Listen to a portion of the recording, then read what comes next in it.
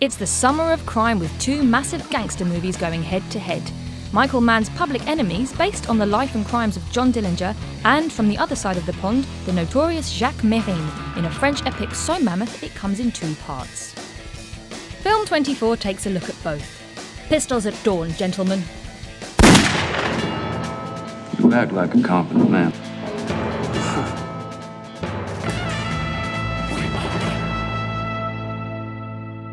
Public enemy number one, John Dillinger. Johnny Depp takes the leading role as John Dillinger, the legendary American bank robber. Quite fitting, as both are charismatic but enigmatic figures. I don't know anything about you. I like baseball, movies, good clothes, fast cars, whiskey, and you. Dillinger made an art of manipulating the media and was very conscious of his public image. Johnny Depp is the biggest movie star in the world right now, and John Dillinger was arguably the biggest movie star of his time. On some level, there was a sort of a Robin Hood in John Dillinger. In contrast to Dillinger's charm, Monsieur Mesrine was far more egotistical and rough around the edges, labelled as the French Scarface. Je m'appelle Jacques Mesrine. Je crois qu'il est banque. He left behind him the image of being a Robin Hood.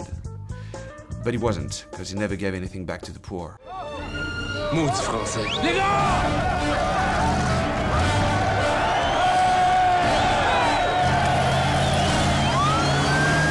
Mesrine also utilised the 70s media to his advantage. He became like a rock star in France. In '79, the year he died, he was the favourite celebrity of the French people.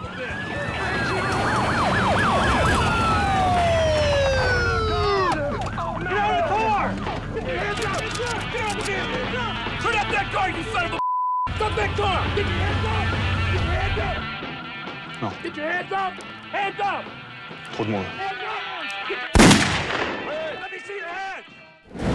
After serving an 8.5-year sentence from the age of 19, Dillinger was ready to live life to the full. He was sent to prison for 10 years. He was a kid. It was like going in when the world was black and white and coming out when it was vivid. An intoxication with life that he had been denied in prison, and he was going to have everything. He's going to have everything right now. We're too good for him. They ain't tough enough, smart enough, or fast enough. I hit any bank I want anytime. They got to be at every bank. All the time. Very much a romantic idealist, he used crime as a means to an end.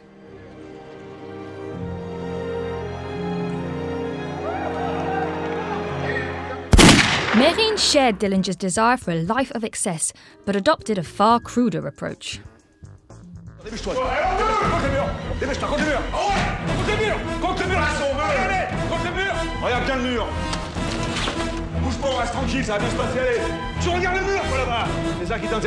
the story of a young man who's trying to understand what he's made of. He's a bad guy, he's a showman, huge ego.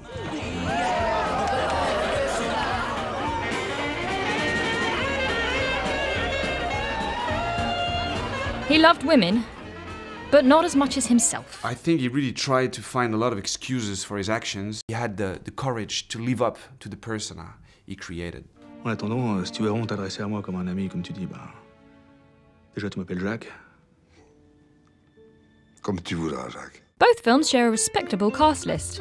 Public Enemies stars the likes of Christian Bale as FBI agent Purvis and Marion Cotillard as love interest Billy. Vincent Cassell makes a captivating Mesrine, with Gerard Depardieu co-starring as the Parisian Godfather-type gang lord. Every week had a new incredible actor coming on the set. You have Gerard Depardieu. Je t'ai posé une question, Polo. Et moi je te parle, le vieux, tu me réponds? Oui, quoi? C'est moi que t'appelles un chien sans collier? Pourquoi t'aboies, toi?